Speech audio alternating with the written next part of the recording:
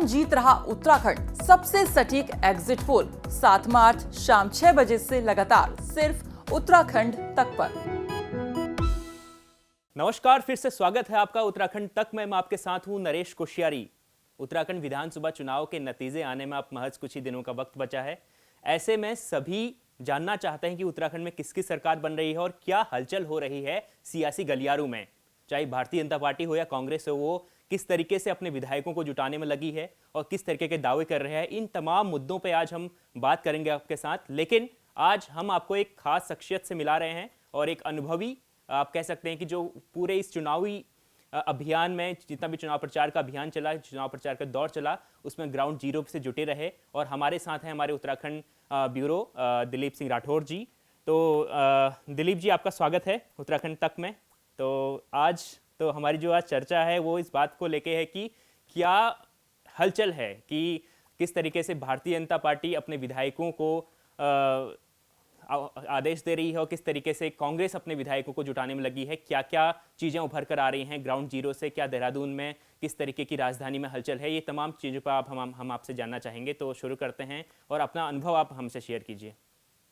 देखिए नरेश, जिस तरीके से हमारी पहले एक बार बात हो चुकी है, उस दौरान भी हम लोगों ने ये बताया था कि इस बार की जो चुनाव है उसमें इंडिपेंडेंट्स का बहुत बड़ा रोल है, तो वो बहुत बड़ा रोल प्ले कर सकते हैं। इसके अलावा जो बीएसपी, जो छोटी पार्टी है यहाँ पर उत्तराखंड के अंदर, वो एक बड़ा रोल प्ले कर सकती है। आम आदमी पार्टी भी एक छोटा ही सही लेकिन रोल प्ले कर सकती है।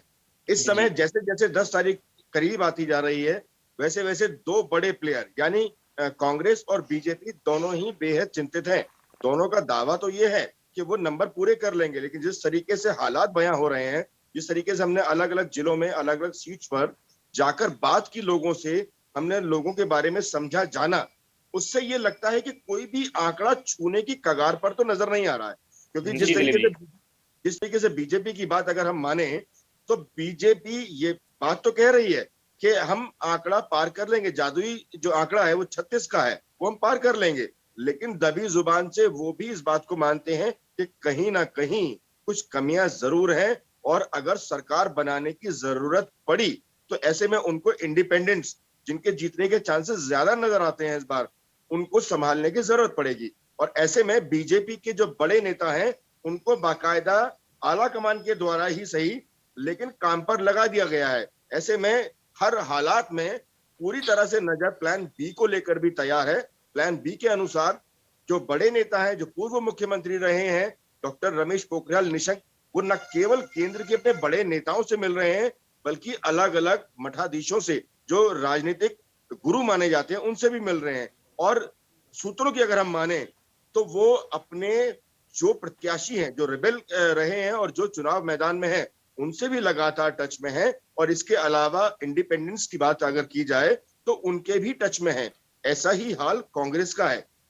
कांग्रेस ये मानकर चलती है कि उनकी सीट तकरीबन 40 आएंगी। 40 का आंकड़ा वो कब पूरा होगा ये तो 10 तारीख के बाद पता लगेगा। लेकिन कहीं ना कहीं उनको ये डर है कि बीजेपी उनके लोगों के टच में और संपर्क में है। ऐसे में बड़े नेताओं का ये मानना है कि जितने भी इंडिपेंडेंट्स हैं, जो जीत कर आने की जिनकी संभावना बनती चली जा रही है, उनको लेकर वो कहीं ना कहीं इस राज्य को छोड़कर दूसरी जगह निकल जाएं। और ऐसा ये संभावना जताई भी जा रही है, क्योंकि दिलीप जी, हम लोगों ने अभी दिलीप जी, जिस तरीके से भारतीय जनता पार्टी और कांग्रेस अपने विधायकों को साधने में जुटी हुई है, तो क्या लगता है कि डर किसको है? भारतीय जनता पार्टी को अपने विधायकों को लेकर डर है या कांग्रेस को डर है? देखिए नरेश, उत्तराखंड के अंदर दोनों ही पार्टियों को डर है, क्योंकि दोनों पार्टी, अगर बात की जाए जिस तरीके से साइलेंट वोटर इस समय बिल्कुल उभर कर सामने नहीं आ रहा है, तो दोनों को ये लगता है कि कहीं ना कहीं उनके विधायकों के संपर्क में दोनों ही पार्टियां एक दूसरे के लगी हुई हैं। बीजेपी का भी यही हाल है और कांग्रेस का भी यही हाल है। कुछ इंडिपेंडेंट विधायकों से बड़े नेताओं ने मुलाकातें भी की हैं और बात भी की हैं। इंडिपेंडेंट भी लगातार उनके संपर्क में है। इंडिपेंडेंस की अगर माने तो उनका साफ तौर पर यह मानना है कि जिस तरीके से प्रदेश हित साधा जा सकता है, वो उसी ओर चले जाएंगे, फिर चाहे वो बीजेपी की सरकार हो या फिर कांग्रेस की हो। लेकिन अभी के हालात यही बताते हैं कि अभी सब कुछ सामान्य नजर नहीं आ रहा है, क्योंकि 10 तारीख बिल्कुल करीब है। और ऐसे में कांग्रेस और बीजेपी दोनों के ही बड़े नेता किसी भी हालात में सरकार का गठन करना चाहते हैं। और वो जितने भी जो एमएलए बनकर आ सकते हैं, जो उनके प्रत्याशी हैं, इसके अलावा बहुत सारे ऐसे हैं जो अलग से चुनकर आ सकते हैं जनता के द्वारा, उनको साधने में लगी हुई है। ऐसे में यूकेडी को भी इसमें भूला नहीं जा सकता है। माना यह जा रहा है कि यूकेडी की जिस तरह से परफॉर्मेंस है, उस तरीके को अगर देखा जाए तो तकरीबन 2 सीट यूकेडी की निकल सकती हैं। बसपा का भी यही हाल है। बसपा की करीबन 2 सीट को माना जा रहा है कि बसपा अपनी 2 सीट निकाल सकती है, जो हरिद्वार में स्थित है। इसके अलावा इंडिपेंडेंट है, इंडिपेंडेंट का भी ये माना जा रहा है कि किसी ना किसी तरीके से वो निकाल सकते हैं सीट, क्योंकि इस बार जो मुकाबला है वो कुछ सीटों पर बेहद कड़ा मुकाबला है और वहां पर जो फैसला है वो ज्यादा नहीं, 1500 वोट के अंतर के दौरान आना है। नरेश जी जी दिलीप जी, तो जिस तरीके से आपने बताया कि इस बार उत्तराखंड क्रांति दल भी काफी मजबूत स्थिति दिख रही है, लेकिन अगर उत्तराखंड क्रांति दल की 2 सीटें आती हैं, 2 बसपा की आती हैं, तो इन जो भी प्रत्याशी जीत के आएंगे तो किसकी ओर इनका ज्यादा रुझान रहेगा, भारतीय जनता पार्टी की ओर या कांग्रेस की ओर? क्या लगता है आपको? देखिए, देवप्रयाग सीट को माना जा रहा है कि देवप्रयाग सीट यूकेडी निकाल सकती है, जिस तरीके से मुकाबला वहां देखने को आ रहा है। दिवाकर भट्ट जी, देवप्रयाग सीट पर दिवाकर भट्ट चुनाव लड़ रहे हैं यूकेडी से। जी उनका पहले का जो बैकग्राउंड है वो बीजेपी का रहा है, तो जाहिर बात है कि बीजेपी उनके संपर्क में होगी या फिर वो बीजेपी के संपर्क में होंगे, क्योंकि हर हालात में सरकार जिसकी बनेगी वो उसी ओर जाने का प्रयास करेंगे, ऐसा लगता है। जिस तरीके से हमारे पास सूचनाएं एकत्र हो रही हैं, उसको देखकर लगता है कि भाई किसी भी तरीके से अगर सरकार बनती है तो ही प्रदेश का हित हो सकता है। तो ऐसे में वो बीजेपी की तरफ रुझान उनका है। ऐसे में दूसरी तरफ अगर बीएसपी की बात मानी जाए तो बीएसपी का भी रुझान थोड़ा बहुत बीजेपी की तरफ नजर आता है। ऐसे में अगर बीजेपी 31 के आसपास या 32 के आसपास पहुंच जाती है तो बाकी लोगों को मिलाकर वो सरकार बनाने में कामयाब हो जाती है। और एक और सवाल मेरा है कि जिस तरीके से कांग्रेस के वरिष्ठ नेता दिल्ली में डेरा जमाए हुए हैं, चाहे वो प्रीतम सिंह हो या हरीश रावत हो, उसके बाद खबर आ रही कि गणेश गोदियाल भी अब दिल्ली के लिए रवाना होंगे, तो क्या लग रहा है कि यहाँ पे सरकार बनने से पहले, बहुमत रिजल्ट नतीजे आने से पहले, क्या मुख्यमंत्री की रेस इन लोगों में चल गई है बीच में आपसी पार्टी के अंदर? क्या लग रहा है आपको कि प्रीतम सिंह और हरीश रावत के बीच एक बार फिर से वो जंग शुरू हो गई है जो मुख्यमंत्री के लिए लगातार बीच में देखी गई थी? देखिए, बिल्कुल सही बात कह रहे हैं नरेश, क्योंकि जिस तरीके से दिल्ली डेरा डाला जा रहा है उसको देखकर साफ नजर आता है। हालांकि ये जो जंग है ये आज से नहीं, बहुत पहले से चली आ रही है, क्योंकि प्रीतम सिंह को लगता है कि उनको एक मौका जरूर मिलना चाहिए और ऐसा ही हरीश रावत का है। हरीश रावत अपने कई बार ट्वीट के जरिए ये बात कह चुके हैं और अपने बयानों में भी कह चुके हैं कि अगर उनको मुख्यमंत्री नहीं बनाया जाता है तो वो अपने घर पर आराम करेंगे, वो राजनीतिक जो उथल पुथल है उसमें हिस्सा नहीं लेंगे। तो इधर पूरी तरह से हरीश रावत भी ताकत लगाए हुए हैं और उधर से दूसरी तरफ प्रीतम सिंह भी ताकत लगाए हुए हैं। लेकिन देखना यह होगा कि 10 तारीख के बाद नंबर्स किसकी तरफ ज्यादा आते हैं, किसके समर्थक सीट निकालने में कामयाब हो जाते हैं। आला कमान मुझे लगता है कि उसी बात को लेकर फैसला करेगा। दिलीप जी, यही सवाल भारतीय जनता पार्टी के लिए भी है, क्योंकि हम देख रहे हैं कि रमेश पोखरियाल निशंक जिस तरीके से सक्रिय हो गए इस चुनाव नतीजे आने से पहले, तो क्या लग रहा है कि कहीं दोबारा वो मुख्यमंत्री की रेस में अपने आप को देख तो नहीं रहे हैं कहीं ना कहीं? देखिए नरेश, जिस तरीके से बीजेपी प्लान बी पर काम कर रही है उसको ये तो नजर आता है, क्योंकि प्लान बी पर काम तभी होता है या तभी शुरू किया जाता है जब आपकी उम्मीदें थोड़ा सा कम हो जाती हैं सरकार गठन को लेकर। ऐसे में यहाँ पर भी मुख्यमंत्री को लेकर काफी ऊहापोह का मामला चल रहा है, क्योंकि जिस तरीके से खटीमा की अगर हम बात करें तो खटीमा में कांटे की टक्कर देखने को मिल रही है। ऐसा ही बहुत सारी सीट्स का हाल है।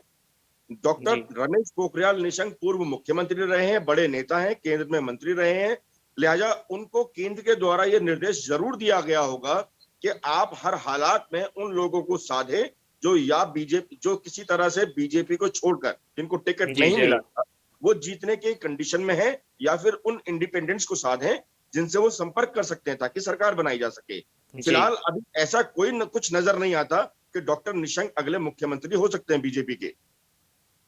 तो आज की चर्चा में एक और सवाल मैं आपसे जरूर पूछना चाहूंगा, क्योंकि आप लगातार ग्राउंड जीरो पे रहे, तो मुख्यमंत्री पुष्कर सिंह धामी को लेकर लोग काफी संशय में हैं कि क्या वाकई में बीजेपी दोबारा से धामी को मुख्यमंत्री बनाएगी सरकार आने पर या पूर्ण बहुमत आने पर? तो आपको क्या लगता है कि जिस तरीके से निशंक लगातार सक्रिय हैं, उसके अलावा त्रिवेंद्र सिंह रावत भी कहीं ना कहीं एक्टिव दिखाई दे रहे हैं नतीजे आने से पहले, तो कहीं ये पेंच तो नहीं फंसेगा कि दोबारा से मुख्यमंत्री का चेहरा बदल देगी सरकार पूर्ण बहुमत आने पे भारतीय जनता पार्टी? देखिए नरेश, अगर खटीमा की सीट पुष्कर सिंह धामी जीतने में कामयाब हो जाते हैं और नंबर गेम पूरा हो जाता है, तो जाहिर बात है कि बीजेपी का चेहरा मुख्यमंत्री का पुष्कर सिंह धामी ही होंगे। लेकिन जी अगर जरूर। इस वजह से इसमें कामयाबी नहीं मिलती है, तो ऐसी कंडीशन में बीजेपी चूंकि हमेशा से सरप्राइज देने के लिए जानी जाती है, तो किसका नंबर लगेगा ये कहना अभी बेहद मुश्किल है।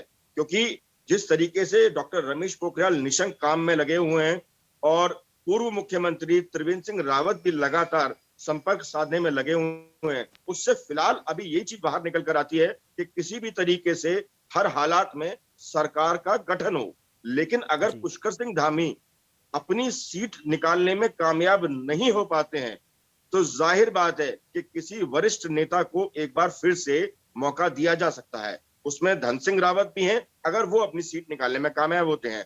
और इसके अलावा त्रिवेंद्र सिंह रावत की भी लॉटरी दोबारा से लग सकती है। नरेश जी जी, बहुत बहुत शुक्रिया दिलीप सर, ये तमाम जानकारियां देने के लिए। आप पूरे चुनावी कैंपेन के तहत रहे ग्राउंड पे, अपने छोटी छोटी खबरें उत्तराखंड की निकाली और हम तक पहुंचाई और दर्शकों तक पहुंचाई। बहुत बहुत शुक्रिया ये तमाम जानकारियां देने के लिए। तो जिस तरीके से आपने देखा कि जी शुक्रिया।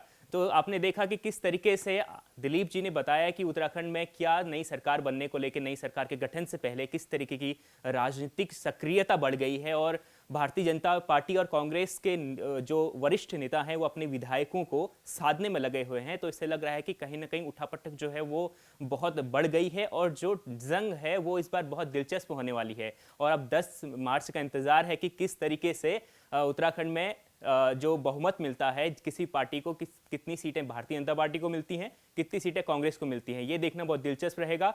और अगर निर्दलीय या कोई दूसरी पार्टी, अन्य पार्टियों के अगर सीटें ठीक ठाक आती हैं तो सरकार बनने को लेकर क्या पेंच फंसेगा, इस पे भी बहुत दिलचस्प ये देखना होगा। और इन तमाम खबरों को हम लगातार आप तक पहुंचाएंगे। हमसे जुड़े रहने के लिए आप सब्सक्राइब कर लीजिए उत्तराखंड तक को। शुक्रिया।